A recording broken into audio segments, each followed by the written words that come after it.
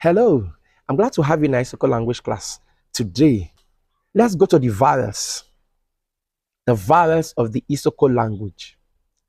They used to be seven, and the seven were A, E, I,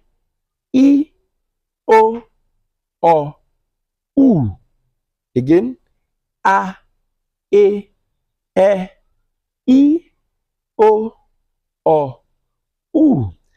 The vowels are A,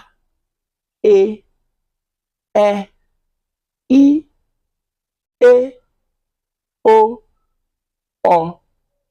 U, O. They are nine. I'll take that again. A, E, I, O, U, O.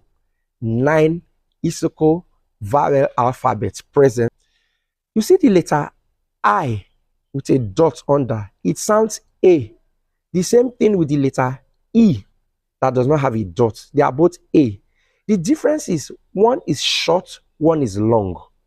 The E that does not have a dot under is a long vowel, whereas the I that has a dot under is a short vowel. Other two vowels that are similar is the letter O and the U with a dot under. The O is a long vowel, the U with a dot under is a short vowel. So the E that does not have a dot under and the I that has a dot under, the E will sound A, the I with a dot under will sound A. Did you get that? A. Then the O that does not have a dot under and the U that has a dot under will sound O. Is that clear? So I will take the nine vowels again for clarity's sake. A, E, I, O, U, O.